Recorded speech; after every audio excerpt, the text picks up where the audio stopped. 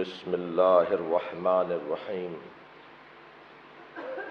الحمد للہ الذی لا یبلغ مدحته القائلون ولا یحصی نعماءه العادون ولا یعدی حقه المجتہدون الذی لیس لصفته حد محدود ولا نعت موجود ولا وقت معدود ولا اجل ممدود فطر الخلائق بقدرته ونشر الرياح برحمته الصلاة والسلام على الرسول المسدد المصطفى العمجد المحمود الأحمد سيدنا ومولانا ومولى الكونين جد الحسن والحسين عاني أبا القاسم محمد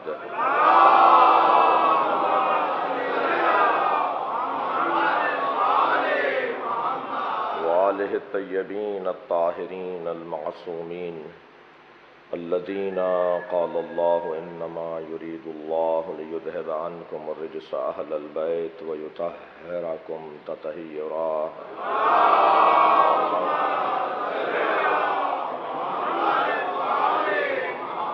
ولعنة الله على أعدائهم أجمعين من يوم عداوتهم إلى قيام يوم الدين أما بعد قال الحكيم في قرآن الكريم بسم الله الرحمن الرحيم والعصر إن الإنسان لفي خسر إلا الذين آمنوا وعملوا الصالحات وتواصوا بالحق وتواصوا بالصبر صلى الله عليه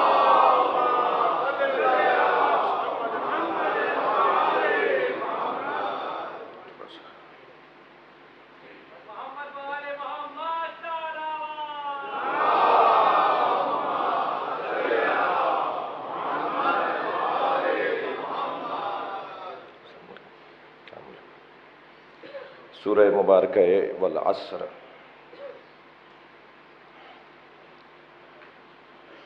ابتدائی میں آپ سب کی سلامتی کے لیے اور مراجع تقلید بالخصوص حضرت آیت اللہ سیستانی رہبر انقلاب اسلامی حضرت آیت اللہ خامنئی، ہمارے مہمانان گرامی جمہوری اسلامی ایران کے ذمہ داران کراچی کے تشریف فرمائے، شاعر محترم جناب زیدی صاحب، ہمارے جناب فاروق ستار صاحب، شخصیات، آپ سب کی سلامتی کے لیے ان ایام میں خاص طور پر جو ہماری حاضری ہے اس کی قبولیت کے لیے بلند تر صلوات۔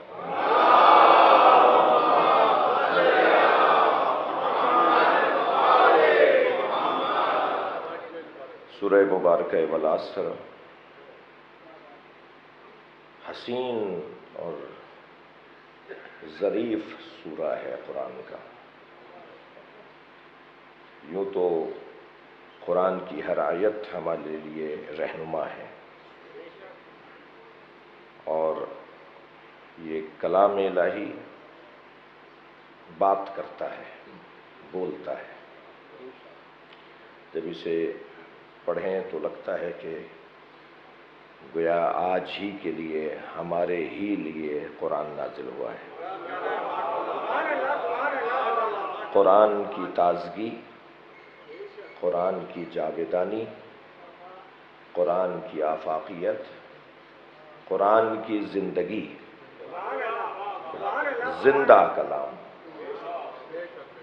اللہ کا یہ کلام، اس نے دو طرح کی آیات محکمات اور آیات متشابہات اس لیے بھی قرار دیں کہ ہمیں محتاج مصطفیٰ بنایا جائے۔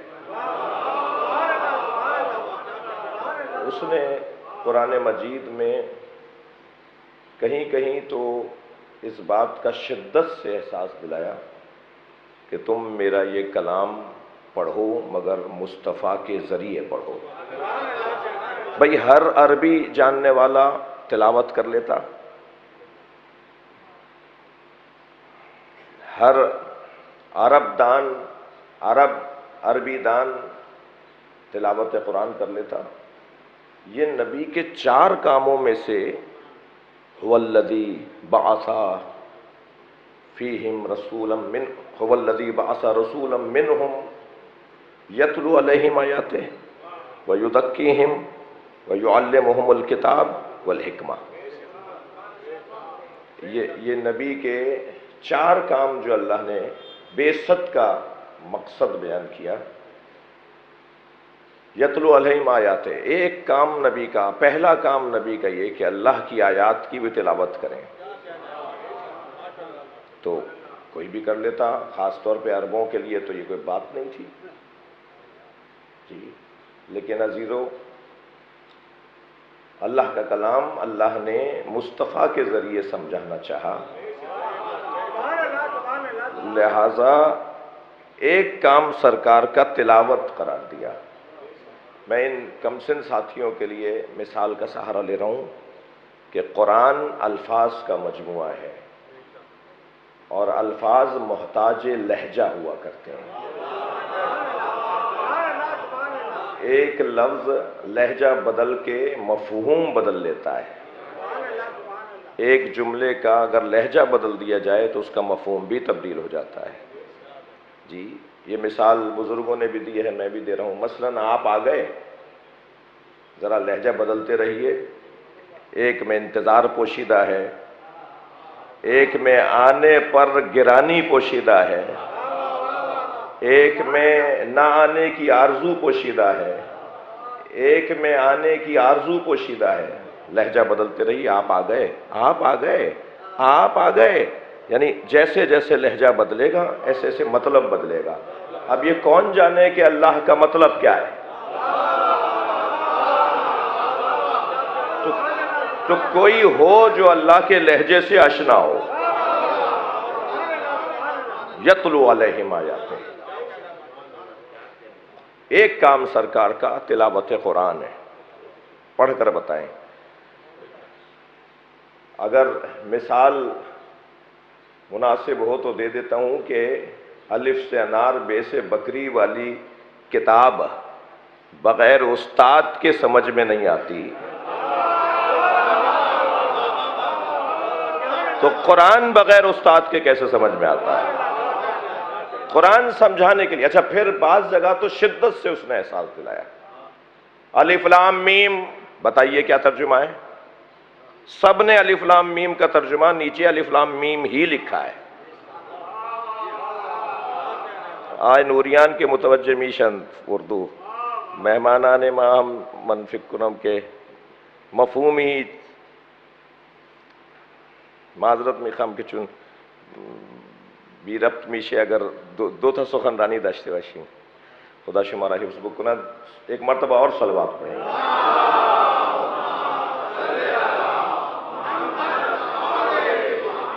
ایک اور بہتر صلوات رہے.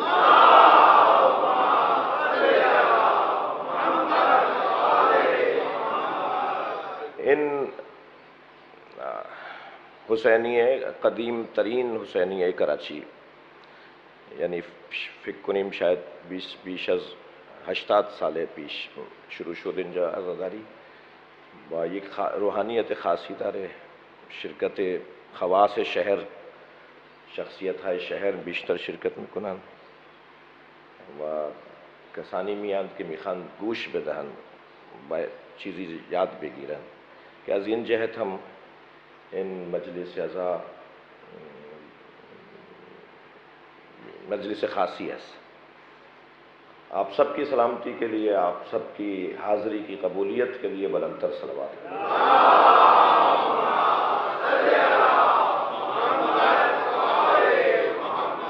توجہ ہے آپ حضرات کی. بعض جگہ تو اللہ نے شدت سے احساس دلایا ہے کہ تم قرآن کو بغیر میرے نبی کے نہیں سمجھ سکتے. اور وہ الفاظ جیسے کاف ہا یا عین صاد الف لام را، حروف مقطعات. حروف مقطعات خاص طور پر آپ جا کے دیکھیے دوبارہ سے، ترجمہ بھی یہی لکھا ہوا ہے. یعنی ہمارے سنی شیعہ پہاڑ جیسے قابل لوگوں کو علم شخصیات نے بھی ترجمہ نہیں کیا، تفسیر کیا کریں گے؟ اور ایسا لگ رہا ہے کہ جیسے عاشق اور معشوق کی گفتگو ہو، میں جانوں اور تم سمجھو، میں نے تمہیں کیا کہا ہے اور تم کیا سمجھ رہے ہو، یہ میرا اور تمہارا رشتہ ہے۔ پورا قرآن اس انداز سے، اور بعض جگہ خاص پیغامات ہیں۔ تو اللہ نے قرآن مجید نبی مکرم کے قلب مبارک پہ اتارا، اور اس سنگینی کو آپ محسوس کریں کہ جو قرآن پہاڑ پر اترتا تو پہاڑ ریزہ ریزہ ہو جاتا۔ لو انزلنا ھذا القرآن علی جبل لرأیتہ خاشعا متصدعا من خشیۃ اللہ، مگر یہ قلب مصطفیٰ پہ اترا ہے، اس کی سنگینی محسوس کریں۔ اس دل پر یا قرآن صامت ہی اتر سکتا تھا یا قرآن ناطق ہی اتر سکتا تھا۔ اس قلب پر یہ کتنا سنگین قلب ہے کہ یا اس میں فاطمہ بسیں گی یا علی بسیں گے یا حسن و حسین بسیں گے۔ اب وہ قرآن، وہ کلام اللہ کا جس میں نبی کے لیے ایک کام یہ دیا، نبی کا ایک کام یہ قرار دیا کہ یتلو علیہم آیاتہ وَيُذَكِّیہم، البتہ ترتیب امور نبوت، امور رسالت میں تلاوت کے بعد تزکیہ ہے، وَيُعَلِّمُهُمُ الْكِتَابَ بعد میں، وَالْحِکْمَةَ بعد میں، یعنی پہلے طہارت ہے، پہلے صفائی ہے، پہلے آمادگی ہے، پہلے زمین کی ہمواری ہے، پھر کاشتکاری ہے۔ پہلے دل کو آمادہ کریں، پہلے ان کے قلوب کا امتحان مکمل ہو، پھر اس کے بعد اس کے اندر تعلیم کتاب آئے۔ تو تزکیہ نفس، اصلاح نفس، یہ سبب بنے گا کہ پھر علم اس کے اندر آنے لگے۔ ہم جس علم کی بات اس ممبر سے کریں گے وہ علم معلومات کا ذخیرہ نہیں ہے، وہ علم نور ہے جو انسان کے رویوں سے جھلکے گا، جو اس کے انداز زندگی سے پتہ چلے گا کہ اس کے پاس علم ہے۔ ورنہ یہی علم وبال جان ہے، یہی علم حجاب اکبر ہے، یہی علم تکبر کا ذریعہ ہے، یہی علم فساد کا ذریعہ ہے۔ لیکن اگر علم تزکیہ نفس کے ساتھ ہو تو پھر یہی علم اصلاح کا ذریعہ ہے، یہی علم امن کا ذریعہ ہے۔ تو اصل علم کا مسئلہ نہیں ہے، اس ظرف کا مسئلہ ہے۔ ظرف کی آمادگی اس علم کے رویوں کو اور اس علم کے اظہار کو بدل دے گی۔ یعنی ایک ساتھ دو طرح کے عالم بیٹھے ہوتے ہیں، ایک وہ جس کا تزکیہ ہو چکا ہوتا ہے، ایک وہ کہ جس نے تزکیہ نہیں کیا ہوتا۔ دونوں خود پکار کے بتا رہے ہوتے ہیں کہ کون سا ہے جس کا ظرف طاہر تھا پھر علم آیا، اور کون سا عالم ہے دانشور ہے کہ جس نے علم حاصل کیا ہے کسی بھی مقصد کے تحت۔ تو نبی مکرم کے اس کام میں ایک کام حکمت کی تعلیم، کتاب کی تعلیم۔ قرآن مجید پر عمل ممکن نہ ہوتا اگر ہمارے پاس نہج البلاغہ نہ ہوتی۔ یعنی اگر میں اپنے الفاظ میں کہوں کہ قرآن کی عملی تفسیر کو نہج البلاغہ کہا جاتا ہے، یہ آسمانی پیغام یا آفاقی پیغام کیوں کر قابل عمل ہے، اسے مولا کائنات نے بیان کیا ہے۔ لہذا جب ہم قرآن اٹھا کر دیکھتے ہیں، قرآن کھولتے ہیں تو ایسا لگتا ہے جیسے اللہ بات کر رہا ہے، نہج البلاغہ کھولیں تو ایسا لگتا ہے علی بول رہے ہیں۔ صلوات پڑھ لیں گے نبی کی ذات۔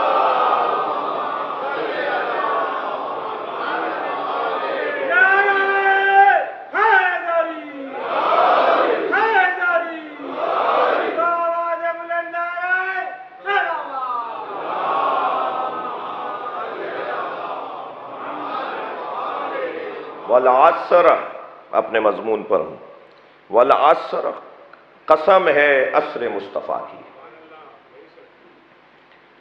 شہید مطہری نے اس عصر سے عصر مصطفیٰ مراد لی ہے، 23 برس کی نہیں، 63 برس کی۔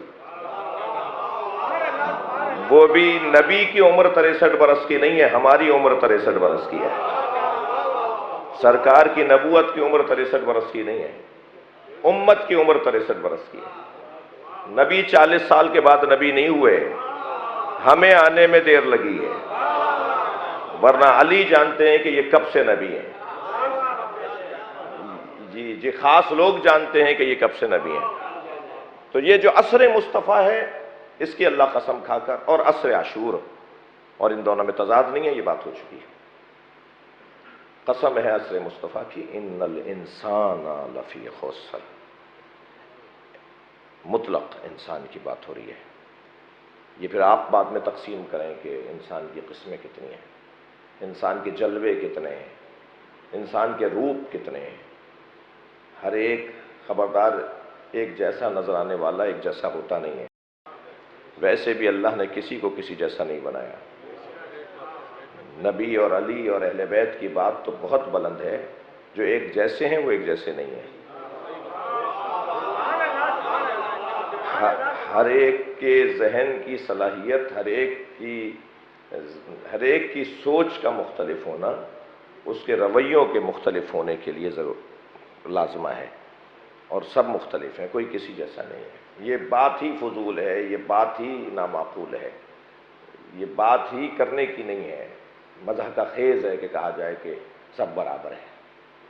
کیا مذاق ہے انسان کی شخصیت کے ساتھ کہ کہہ دیا جائے کہ سب برابر ہے۔ کیا مذاق ہے انسان کی شخصیت کے ساتھ کہ کہہ دیا جائے سب مساوی ہیں، سب ایک جیسے ہیں۔ یہ ممکن ہی نہیں ہے، یہ مذاق ہے، یہ توہین ہے۔ ایک بزرگ عالم دین کا یہ جملہ کہ یہ جو ایک نظریہ ہے نا، جو ابن تیمیہ سے شروع ہوا، عبد الوہاب نے اسے پروان چڑھایا، بعد میں اس نظریے کے پرچار کے لیے بجٹ پاس ہوئے۔ میں تو نہیں کہہ رہا، جنہوں نے پیسے خرچ کیے وہ خود مان رہے ہیں۔ میں بھی کہہ رہا ہوں تو اس لیے کہ وہ اقرار کر چکے ہیں کہ ہم نے اپنے مذہب کے پرچار کے لیے خرچہ کیا، بجٹ پاس کیے۔ یہ جو ایک سوچ کو عام کیا گیا، یہ جو ایک فکر کو عام کیا گیا کہ اللہ کے علاوہ کسی اور کو نہیں ماننا، یہ در حقیقت اللہ کی صنعت پر، اللہ کے ہنر پر، اللہ کی خالقیت پر اعتراض ہے۔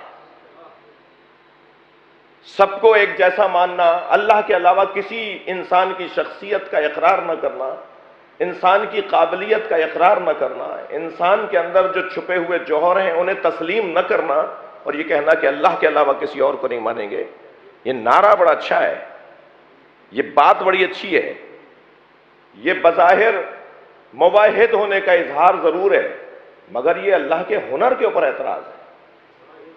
وہ چاہتا ہے کہ انسان کی قدر روشن ہو، انسان کا احترام ہو، انسان کو تم اپنا پیشوا مانو، انسان کو اپنا بڑا مانو، اور یہ کہہ رہے ہیں کہ ہم کسی کو نہیں مانیں گے۔ یہ پروردگار عالم کے نظام خالقیت کے اوپر، اس کے ہنر آفرینی کے اوپر اعتراض ہے۔ اس نے ایسی ایسی باصلاحیت شخصیات کو بنایا۔ آ جائیے کل کے مضمون کے ساتھ، یہ والعصر کی قسم ہمیں انسان اکمل کی طرف رہنمائی کر رہی ہے، اور انسان اکمل آیت اللہ جوادی عاملی نے تقسیم کی ہے کہ انسان کامل نہیں، انسان اکمل۔ انسان نما، انسان کامل، انسان اکمل۔ وہ جو انسان دکھائی دیتا ہے مگر حقیقت میں جانور ہے، وہ جس کا نفس لوامہ زندہ ہے وہ انسان ہے، اور وہ جو اس منزل سے گزر کر ایک بہتر منزل میں آ گیا وہ انسان کامل ہے، اور جو ان سب انسانوں کے لیے ہمیشہ رہنما رہے گا وہ انسان اکمل ہے۔ اور انسان کامل اور انسان اکمل میں اگر مثال کے ذریعے تمیز کریں گے، تعریف کریں گے، تو انسان کامل یعنی مالک اشتر، انسان اکمل یعنی علی۔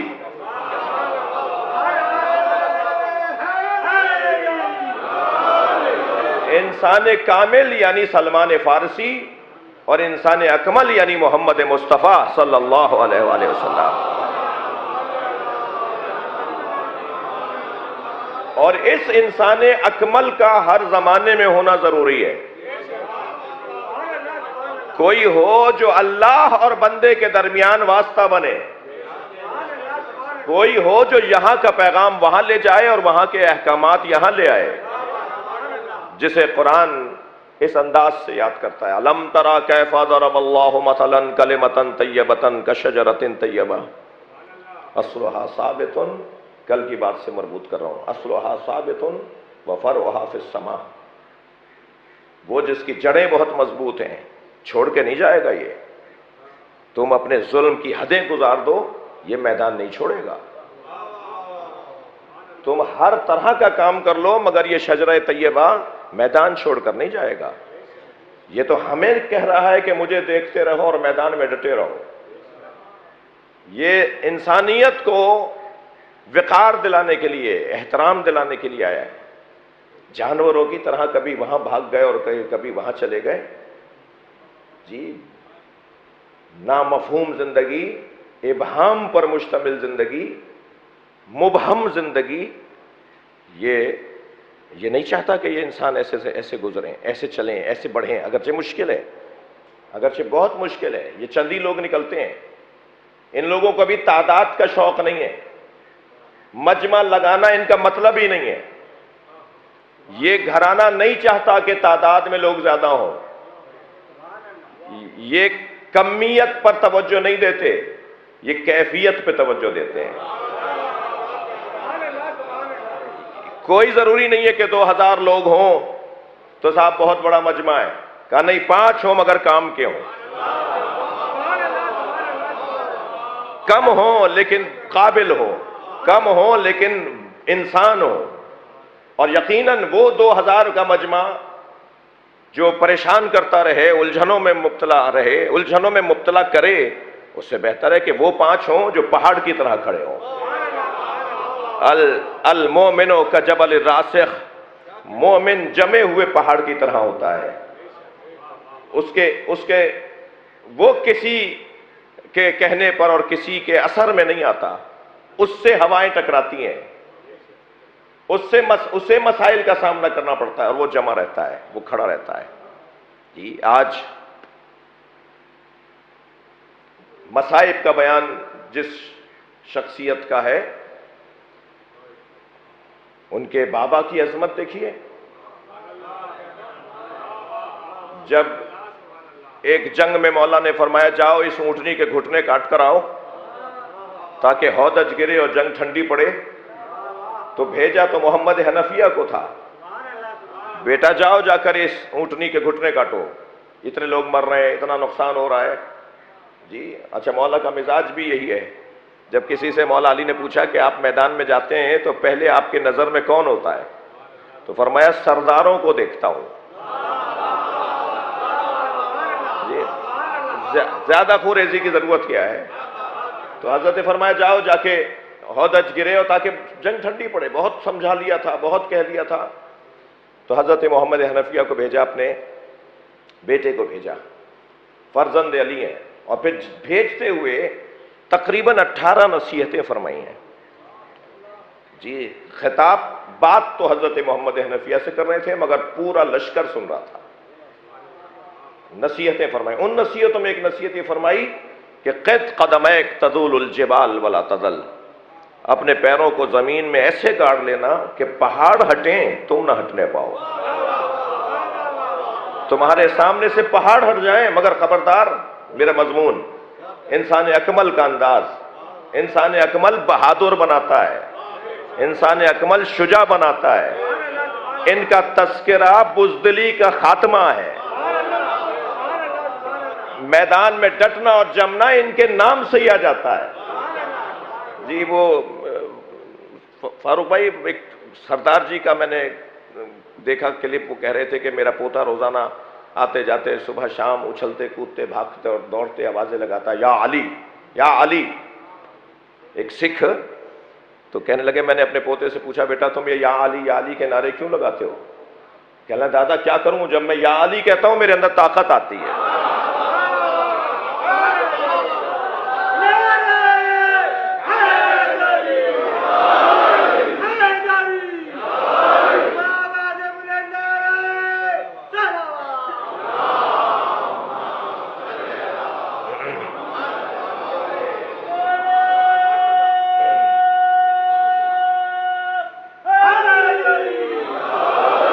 فرمایا اپنے پیروں کو زمین میں. اچھا یہ جو فارمولہ ہے نا مولانا علی کا دیا ہوا دستور ہے، یہ صرف تلوار والے میدان کے لیے نہیں ہے، یہ ہر میدان کے لیے علی دستور دے رہے ہیں.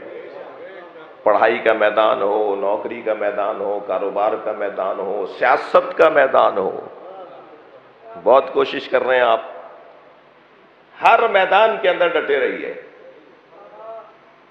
مرد تو وہ ہوتا ہی نہیں جو میدان چھوڑ کے بھاگ جائے.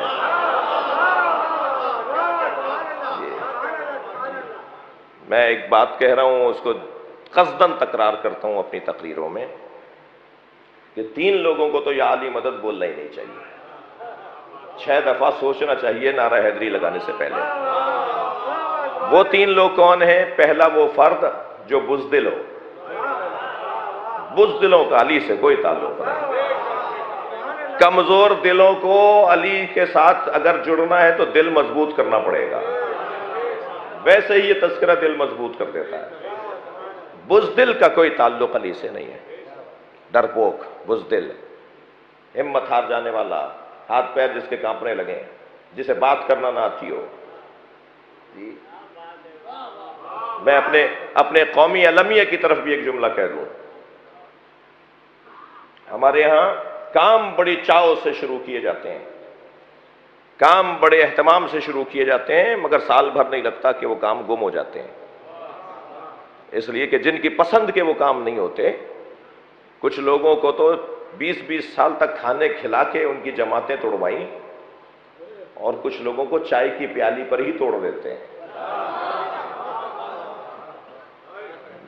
زیادہ محنت ہی نہیں کرنا پڑتی انہیں. لہذا سوچ سمجھ کے، ہمت حوصلے کے ساتھ. کل نشر پار کی مجلس میں مجھ سے ایک جملہ ہوا، اس کو قصداً تکرار کر رہا ہوں. بعض لوگ گلے شکووں کے علاوہ کچھ اور کر ہی نہیں رہے. فلاں ایسا اور فلاں ویسا، اور اس نے یہ کیوں نہیں کیا، اور فلاں یہ کیوں نہیں کر رہے، اور سب سے ناراض ہیں. کچھ لوگ سب سے ناراض ہیں. میں ان سے کہوں گا کہ بھائی اپنا خون نہیں جلاؤ، وہ فارمولہ اپناؤ جو نبی اور آل نبی نے اپنایا ہے. اور وہ فارمولہ یہ ہے کہ اپنے گھر سے کام شروع کرو. جس کے بچے ہی اس کا ساتھ نہ دے رہے ہو، وہ قوم سے گلہ کیا کر رہا ہے؟ صلوات پڑھ لیں ذرا محمد و آل محمد. صلوات پڑھ لیں محمد و آل محمد.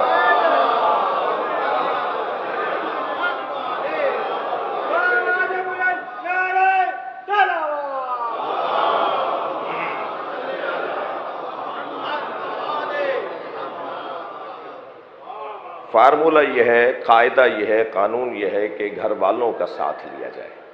پہلے اپنے بچوں کو اپنے نظریوں سے متفق کرو، پہلے اپنی محترمہ کو اپنے نظریے سے متفق کرو. ان پہ تو تم بوجھ بنے ہوئے ہو. گھر میں جاتے ہو تو دعا کرتے ہیں کہ باہر چلے جائیں. عمومی بات کر رہا ہوں، 85 جماعتوں کے حالات کو دیکھ کر. ایک صلوات اور نبی اور آل نبی پر پڑھیں.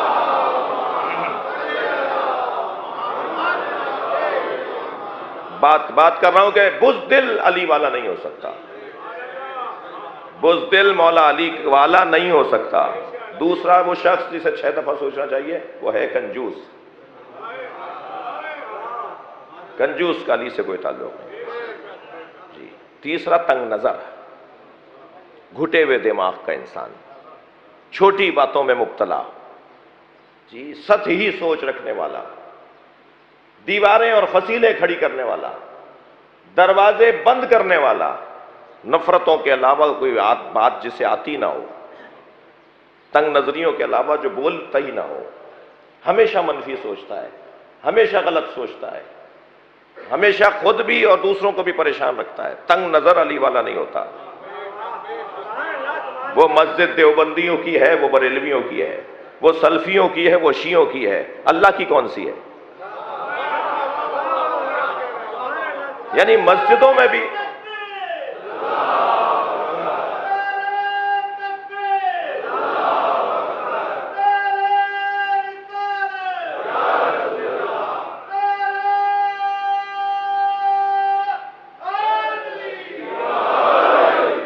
جی حال کچھ ہمارا بھی رضی اللہ تعالیٰ عنہ نہیں ہے.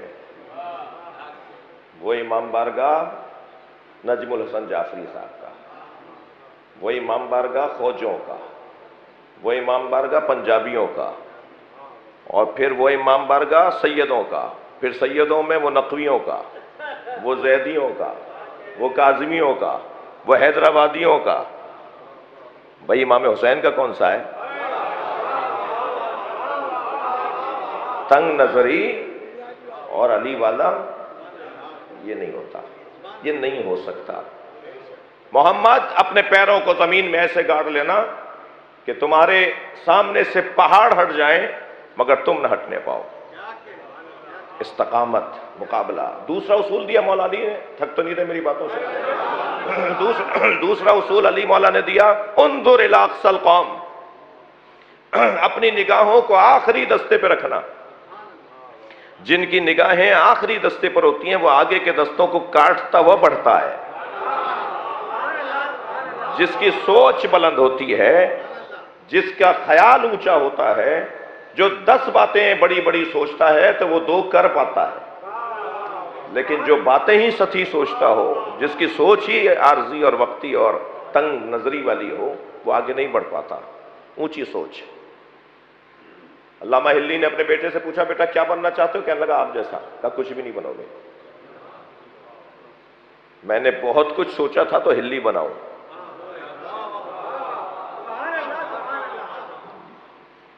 ان جوانوں سے کہہ رہا ہوں، اگرچہ ایک بہرحال تعداد ہے کہ اونچی سوچ. ہمارا ایک کلپ بہت زیادہ چلایا گیا، پھر ہمیں کچھ لوگوں کے فون بھی آ گئے، جبکہ وہ آدھی بات تھی. نوکری کرنی ہے تو افسری کرنی ہے. جوانوں سے بات کر رہا ہوں. سی ایس ایس کی تیاری کرو، کمیشن پاس کرو، ڈائریکٹ 17ویں گریڈ کے افسر لگو. ریٹائرڈ ہو تو 22ویں تک جا کے پہنچو. مجھے زیادہ نہیں پتا، مگر میں آپ سے سنی ہوئی باتیں کر رہا ہوں کہ کون کون سے گریڈ آخری میں جا کے ملتے ہیں. نوکری کرنی ہے. علی والے نوکری کے لیے پیدا نہیں ہوئے، سرداری کے لیے پیدا ہوئے ہیں. محنت کرو، مشقت کرو. وہ اہتمام بھی قوم کی طرف سے ہونا چاہیے، اور کچھ کام ہو بھی رہا ہے. میں تفصیل ضرورت نہیں ہے اس کو بتانے کی. ورنہ کاروبار کرو.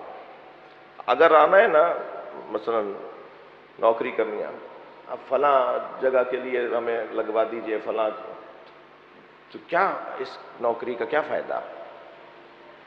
پھر کاروبار کی طرف جاؤ. کاروبار ورنہ افسری. انظر الی اقصی القوم. اپنی نگاہوں کو آخری دستے پہ رکھنا. اور جب تم یہ سارے اصول، مثلا فرمایا کہ بھاگتے ہوئے پہ حملہ نہ کرنا.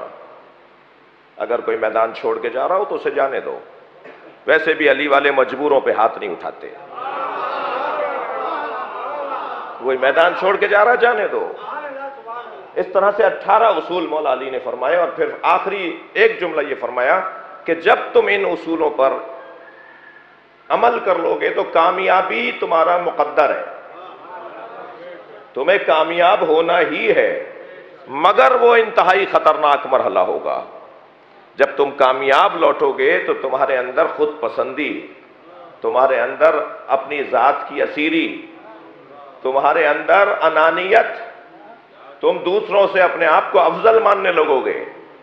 اس وقت تمہارے لیے زوال شروع ہوگا اور تم پریشانیوں میں مبتلا ہو جاؤ گے. تو جب کامیاب ہو جاؤ تو پھر اپنے آپ سے کہنا وَاعْلَمُوا أَنَّ النَّصْرَ مِنَ اللَّهِ. جان لو جو بھی کامیابی تمہیں ملی ہے وہ اللہ کی طرف سے ہے، تم نے کچھ نہیں کیا. اپنے آپ کو کنٹرول رکھنا. صلوات پڑھ لیں محمد و آل محمد.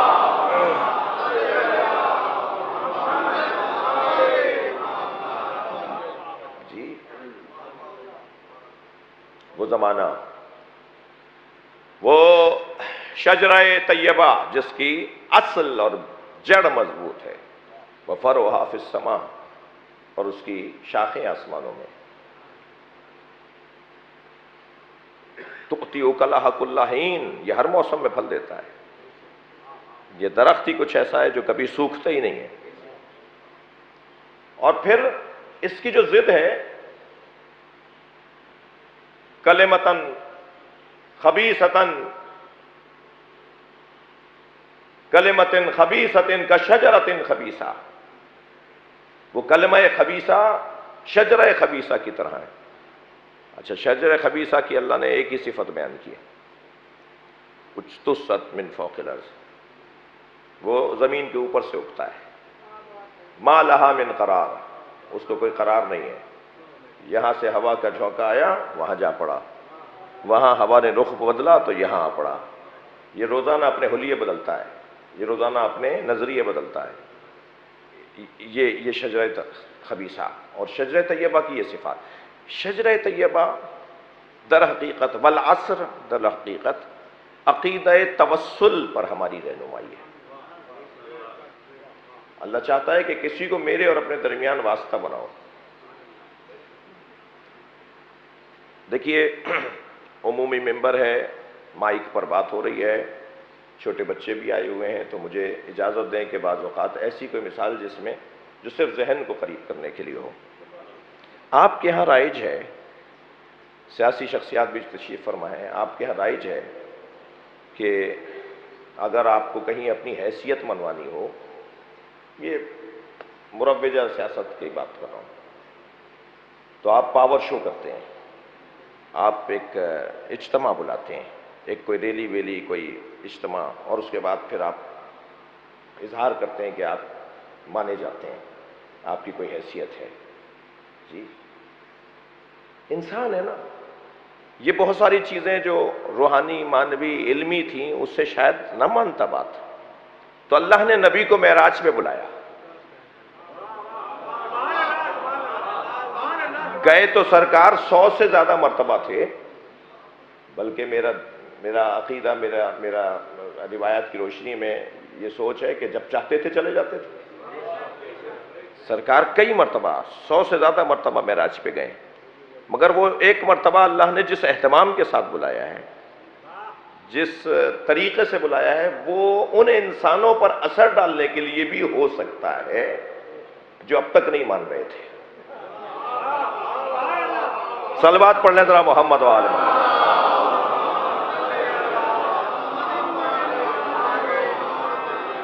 یہ میں اپنے نبی کو بدن مبارک گیا ہے معراج پر، بدن مبارک معراج پر گیا ہے، معراج جسمانی ہے، معراج روحانی تو بھائی اگر میں ایک 40 دن کی طہارت محفوظ رکھ لوں تو مجھے اچھے اچھے خواب آئیں گے۔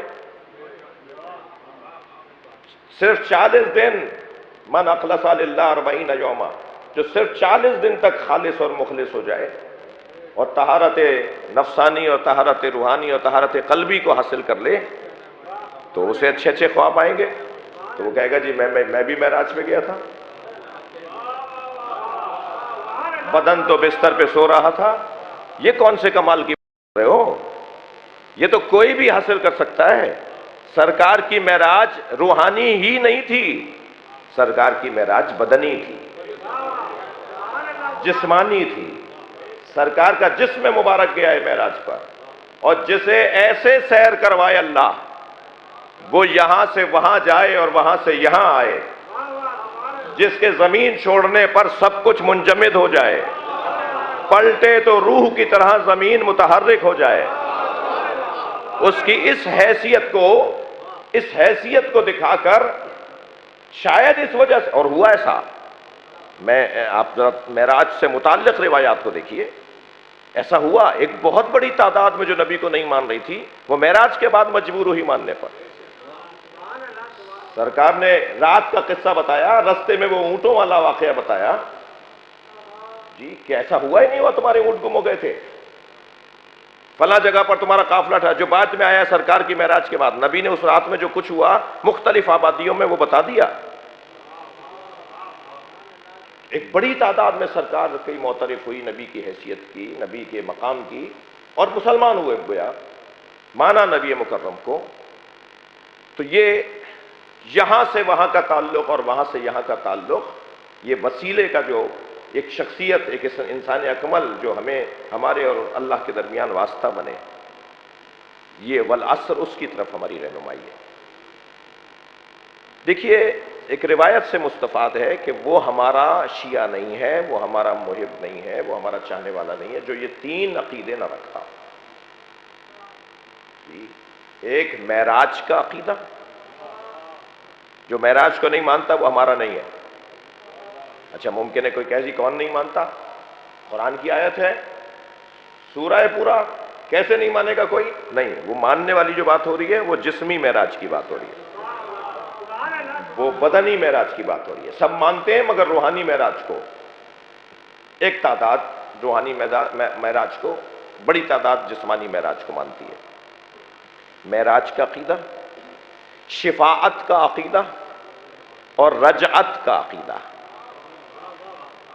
جو یہ تین عقیدے نہیں رکھتا وہ اپنے عقیدے کی نظر ثانی کرے، اپنے اوپر نظر ثانی کرے.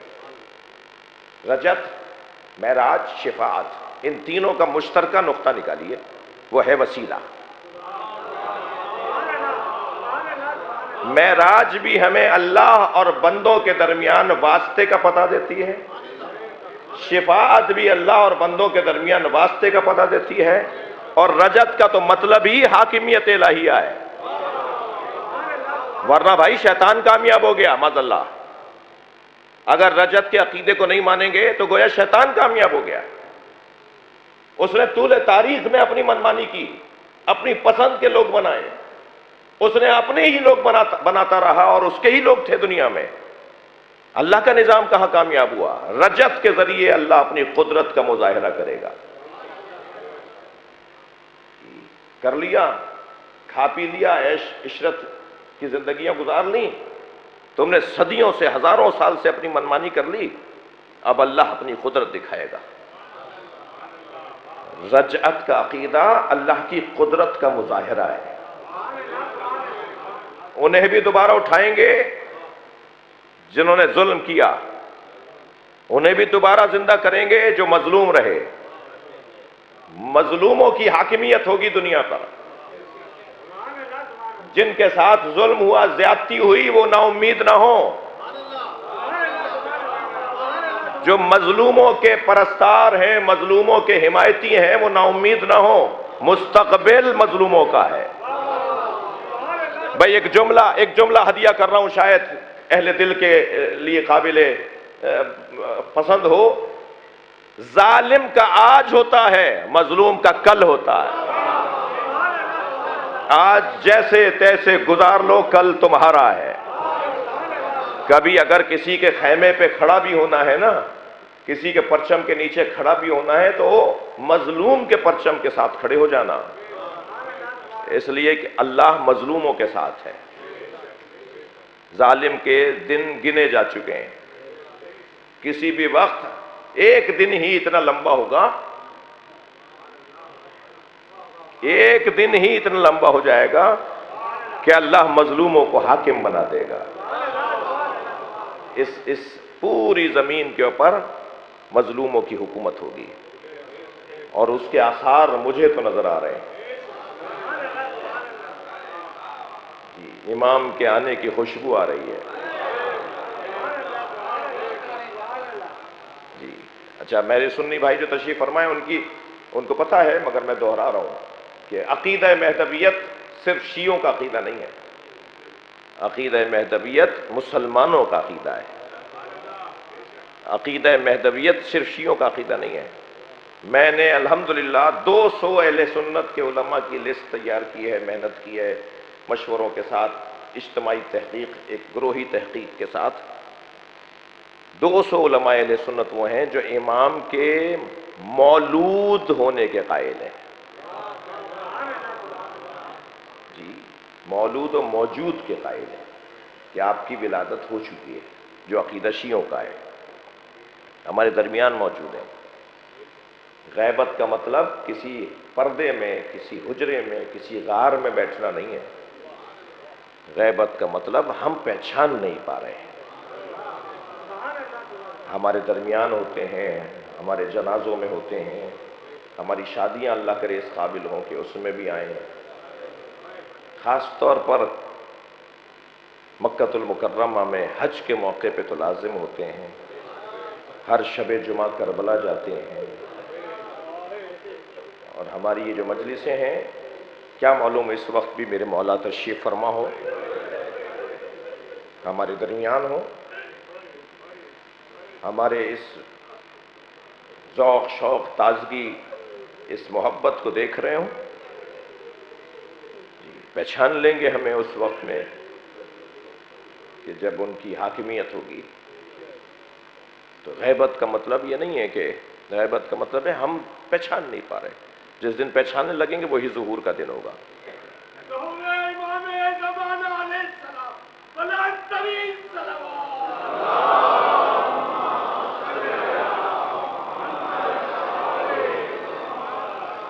اور ظہور قریب نظر آ رہا ہے، اس لیے کہ حقائق کھلنا شروع ہو گئے ہیں۔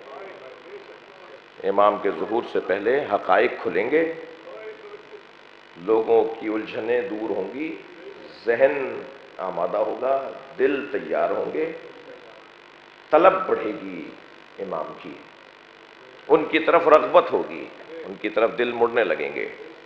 الحمدللہ ایسا ماحول ہوتا جا رہا ہے۔ یہ عالم اسلام نہیں بلکہ عالم انسانیت کی نجات کا ذریعہ، نجات خود وہ ہیں، اس لیے منجی عالم بشریت، پوری انسانیت کے لیے نجات دہندہ ہے۔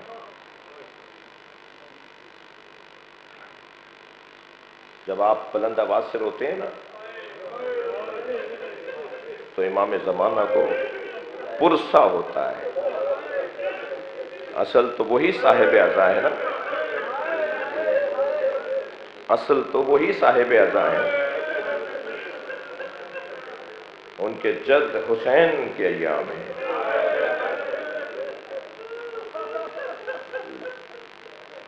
یہ جو روتے ہوئے ہمارا چہرہ بگڑتا ہے، یہ بگڑا ہوا چہرہ جناب زہرا کو بہت اچھا لگتا ہے۔ اجرکم اللہ، اجرکم اللہ۔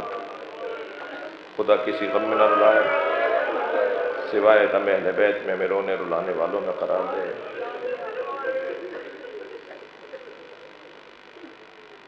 نبی کے دو بیٹے، دو فرزند، سبط اکبر اور سبط اصغر۔ سبط اکبر امام حسن، دونوں مشابہ ہیں نبی کے، شبیہ مصطفیٰ ہیں، بلکہ امام حسن کی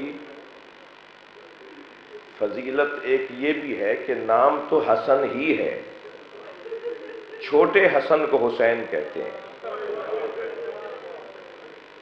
حسین مصغر ہے نا حسن کا،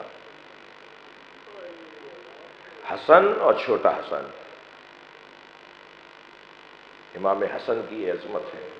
مگر عزیزو، امام حسن کی تنہائی بھی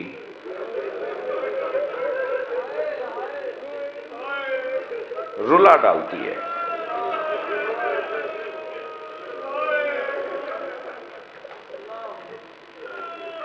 جناب امام حسین کی زوجہ نے تو لاشا دھوپ میں دیکھا تھا، تو جناب رباب سائے میں نہیں بیٹھتی تھی۔ یعنی حسین کی زوجہ دیکھیے، امام حسن کی تنہائی دیکھیے۔ جناب رباب نے امام حسین کا لاشا دھوپ میں دیکھا تھا تو کبھی سائے میں نہیں بیٹھی۔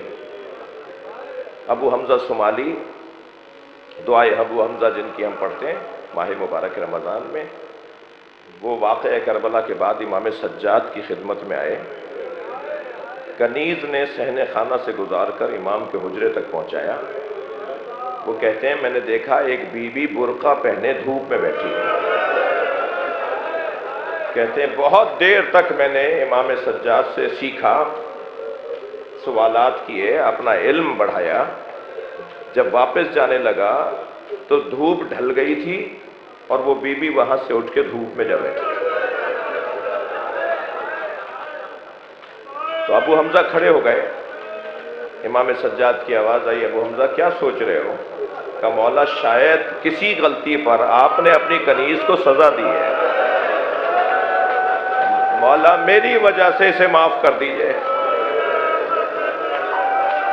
اجرکم اللہ، اجرکم اللہ۔ فرمایا یہ میری ماں رباب ہے،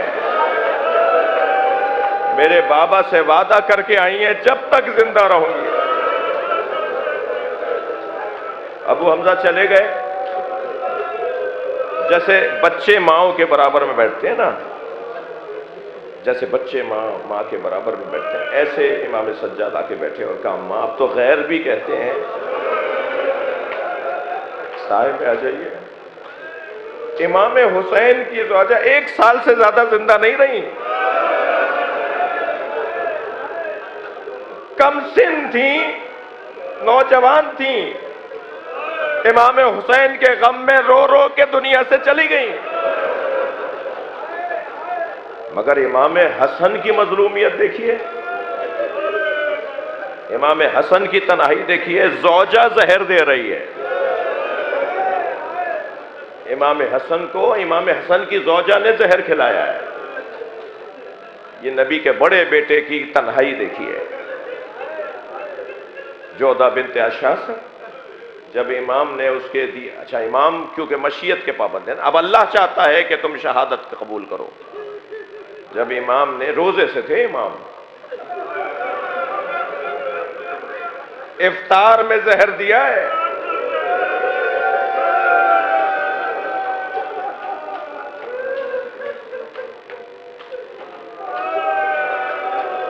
اجرکم اللہ۔ ولادت ہوئی ہے میرے مولا کی 15 رمضان کو، ماہ مبارک رمضان میں۔ رمضان کی عبادات کی وجہ سے وہ جشن جو 3 شعبان کا ہوتا ہے وہ 15 رمضان کا تو نہیں ہوتا۔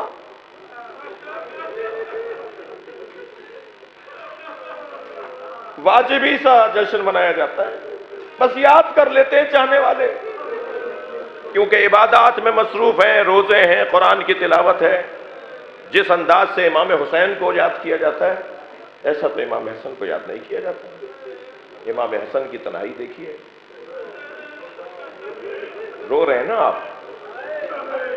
امام حسین کا روزہ دیکھیے اور امام حسن کی قبر دیکھیے،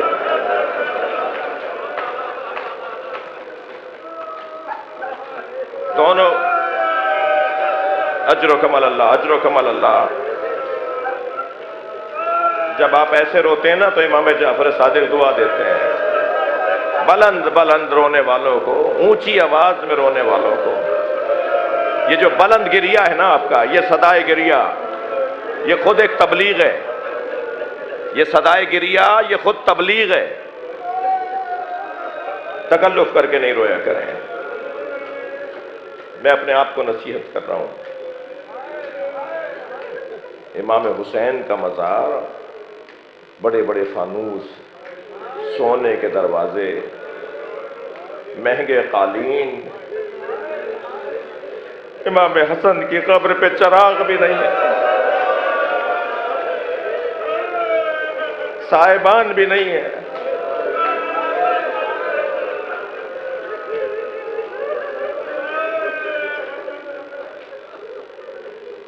تین بیٹے ہیں کربلا میں امام حسن کے، حسن مثنی ہیں، عبداللہ ابن حسن ہیں اور قاسم ابن حسن ہیں۔ عبداللہ ابن حسن 1 سال کے تھے جب امام حسن کی شہادت ہوئی ہے۔ قاسم ابن حسن تقریباً 3 سال کے تھے جب امام حسن کی شہادت ہوئی ہے۔ کربلا میں ہم تو 7 محرم کو، ظاہر ہے رائج ہے، پوری دنیا میں رائج ہے، ہم رواج اور روایات کی پاسداری کر رہے ہوتے ہیں، وقت کی تنگی بھی ہوتی ہے، وقت کی تنگی بھی ہوتی ہے، اور ہم بس چونکہ وقت تنگ ہوتا ہے تو کچھ دیر کے مصائب پڑھے. لیکن کربلا میں عبداللہ ابن حسن جو حضرت قاسم سے چھوٹے ہیں، ان کی شہادت کا بیان دل توڑ دیتا ہے، رونے پہ مجبور کرتا ہے. جب امام حسین گھوڑے سے گرے، کوئی پتھر مار رہا تھا، کوئی نیزہ چبو رہا تھا،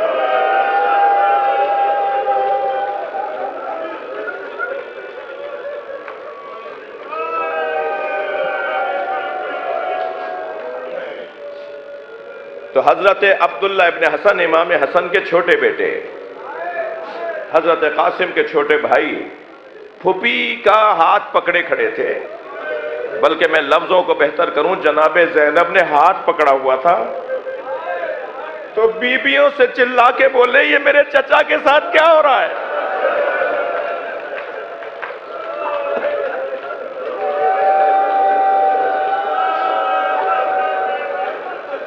کہ میرے چچا حسین کے ساتھ کیا ہو رہا ہے؟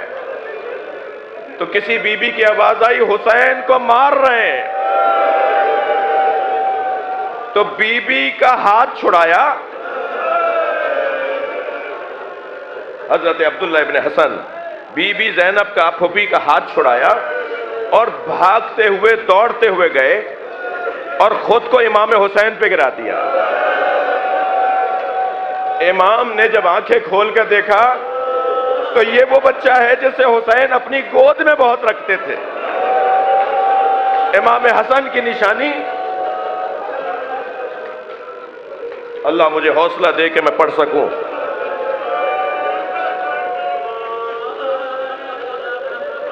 جب امام حسین نے آنکھیں کھول کے دیکھا تو عبداللہ ابن حسن امام حسین کے سینے پر ہیں. ایک شخص نے تلوار اٹھائی امام حسین کو مارنے کے لیے. سخت جملے ہیں، مقتل نے لکھے ہیں. اور میں یہ بھی آج آپ کو بتا دوں، مقتل کی زیادہ روایات روضۃ الشہداء نامی کتاب میں، وہ اہل سنت کی کتاب ہے. جب ایک شخص نے تلوار مارنے کے لیے امام حسین پر ہاتھ اٹھایا تو اس بچے نے اپنا ہاتھ اس کی طرف بڑھایا. سخت جملہ ہے جو کہنے جا رہا ہوں. تو حضرت عبداللہ ابن حسن کا ہاتھ کٹا اور کھال میں لٹکا ہوا حسین کے سامنے آیا. امام بہت دیر تک کٹا ہوا ہاتھ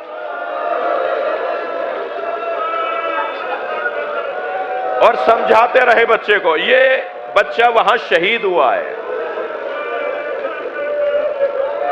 امام حسن کا چھوٹا بیٹا.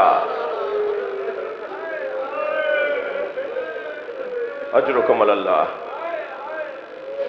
جلدی نہیں ہے، مجھے 5 منٹ اور مصائب پڑھنے دیجیے.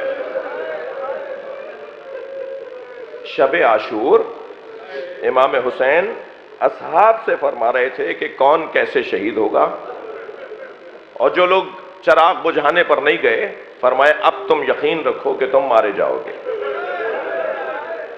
جب چراغ دوبارہ روشن کیا اور کوئی نہیں گیا تو جو لوگ سبھی رہ گئے تو امام نے فرمایا کہ تمہیں اب میں شہادت کی بشارت دیتا ہوں، تم سب شہید ہو جاؤ گے.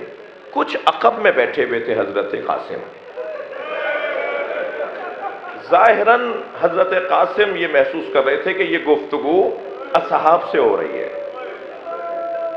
جب امام کی گفتگو مکمل ہوئی تو قریب آ کے فرمانے لگے چچا میرا نام بھی شہیدوں میں ہے. تو پہلے تو امام حسین نے فرمایا بیٹا بتاؤ. لے کے بیٹھ گئے، اپنے بھتیجے کو اپنے ساتھ لے کے بیٹھ گئے. فرمایا بیٹا بتاؤ تمہارے نزدیک موت کیسی ہے؟ تو فرمایا احلی من العسل، چچا جان شہد سے زیادہ شیریں ہے. میں موت کو چاہتا ہوں، مجھے موت چاہیے. یہ حوصلہ اس کم سنی میں. تو فرمایا چچا جان کیا میرا نام بھی شہیدوں میں ہے؟ تو امام حسین نے فرمایا قاسم تم تو بڑے ہو، تمہارے چھوٹے بھائی علی اصغر کا نام بھی ہے. تو غیرت ہاشمی جوش میں آئی.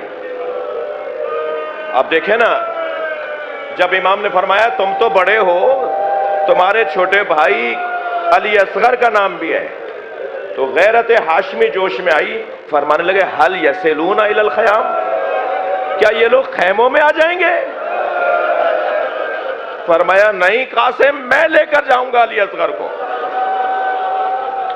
اب جب روز عاشور نمودار ہوا تو بار بار کبھی سامنے آ کے کھڑے ہوتے ہیں، کبھی برابر میں آ کے کھڑے ہوتے ہیں، اور امام حسین جانتے ہیں کہ قاسم کا مطلب کیا ہے، اور امام لوٹا دیتے ہیں قاسم خیمے میں جاؤ، قاسم اپنی ماں کے پاس جاؤ. آخر میں امام حسن کی لکھی ہوئی تحریر لے کر آئے، جس پر امام حسین نے قاسم کو تیار کیا. مگر عزادارو دونوں مل کر اتنا روئے، امام حسن اور امام دونوں پہ غشی طاری ہو گئے، اور حضرت قاسم کو تیار کیا، میدان کربلا میں بھیجا. کم سن تھے نا، تو امامہ کھول کے نقاب لگا دی تاکہ چہرے سے جو وہ کمسنی آیا تھی دشمن بچہ سمجھ کے حملہ نہ کرے. میدان کربلا میں پہنچے اور پھر رجس پڑھا اور کہا کہ میں حسن مجتبیٰ کا بیٹا ہوں، میں قاسم ابن حسن ہوں. مقابلے کی دعوت دی، وہاں سے حملہ ہوا، جواب دیا. بہت دیر اس تنہا جوان نے مقابلہ کیا. مگر سنیں گے عزادارو، ایک شخص نے ایک نیزہ چبویا، جس کے بعد گھوڑے پہ بیٹھ پائے. گھوڑے سے گر رہے تھے کہ وہی شخص خنجر لے کے آگے بڑھا کہ کسی طرح حضرت قاسم کا سر تن سے علیحدہ کرے. تو حضرت نے وہاں سے آواز دی چچا میری مدد کیجئے. اب آپ نے اندازہ کیا کہ کتنا پیار امام حسین کو اپنے یتیم بھتیجے سے ہوگا. گھوڑے پر بیٹھ کر یہ کہتے ہوئے بڑھے تم نے میرے بھتیجے کو اکیلا سمجھا ہے؟ وہ جو قاتل سرہانے بیٹھا تھا اس پر امام حسین کا روب طاری ہوا اور اس نے مدد کے لیے اپنے ساتھیوں کو بلایا. حسین مجھے مار دیں گے، میری مدد کرو. سنیں گے یہاں کے گھوڑے وہاں، وہاں کے گھوڑے یہاں، اور ایک آواز فضا میں گونج رہی تھی چچا میری مدد کیجئے. اجرکم اللہ، اجرکم اللہ. جب گرد چھٹی، جملہ کہنے جا رہا ہوں، سخت جملہ ہے. کربلا کے میدان میں دو مجاہد پامال ہوئے، ایک امام حسین پامال ہوئے، گھوڑے دوڑے ہیں بدن مبارک پر، ایک حضرت قاسم پامال ہوئے.